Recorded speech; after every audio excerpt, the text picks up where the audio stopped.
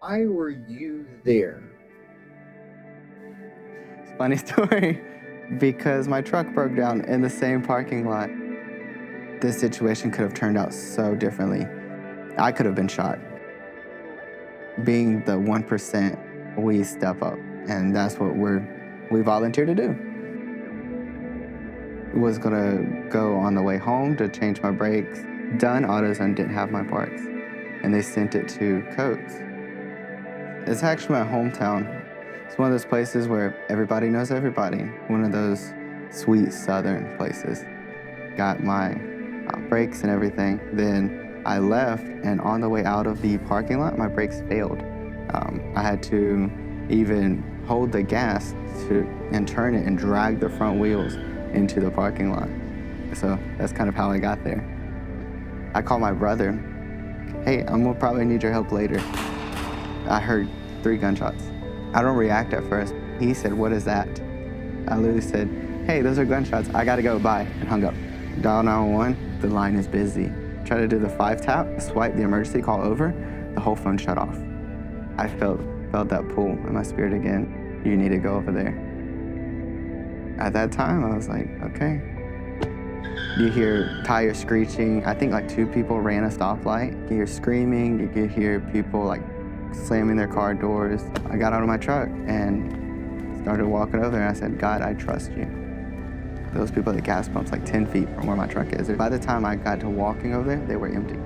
And there was even the nozzles that you fill up your gas laying on the ground. Like they didn't even finish, they just left. The gunman was still there and he still had the gun in his hand, arguing with his fiance. His shirt wasn't off yet. We couldn't see where the wound was. There was just blood everywhere. It was all over his chest, it was pulling in his neck, it was everywhere. The victim and the gunman were about 10 feet apart. You know, I didn't have a plate carrier, I didn't have a gun, I didn't have anything. I was just there. I actually stood in between him and the gunman. He just shot somebody for punching him in the face. His temper was already up here, his adrenaline was already up here, everything was heightened already. He could have pulled the trigger on me.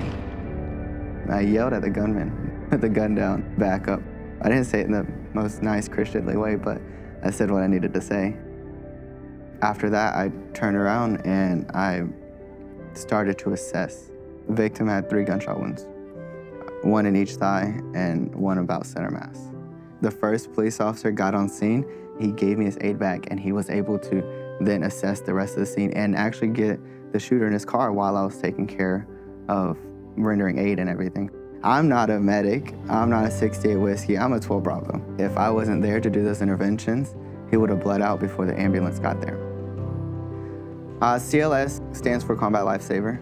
It's really to help anybody in the military render aid until the medics can get there.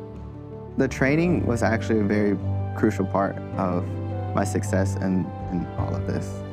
It gave me the confidence to not freak out on the spot, but it also gave me the knowledge to actually execute professionally and execute the way it needed to be done and know my right and left limits, but also even when the police and the fire rescue got there, I'm an asset, not somebody who's in the way.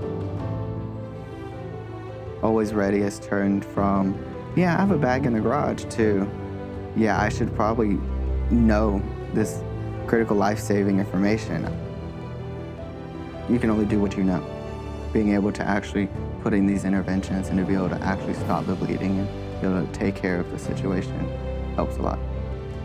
That shows me that it's all worth it in the end. Everything that we do, yes, sometimes is late nights, sometimes is going without talking to your family for a while. You miss dates, you miss birthdays, you miss certain things, but you know, at the end of the day, if you can help somebody and impact somebody, then it's worth it. I'm Jessy Garcia, and I'm a soldier in North Carolina National Guard.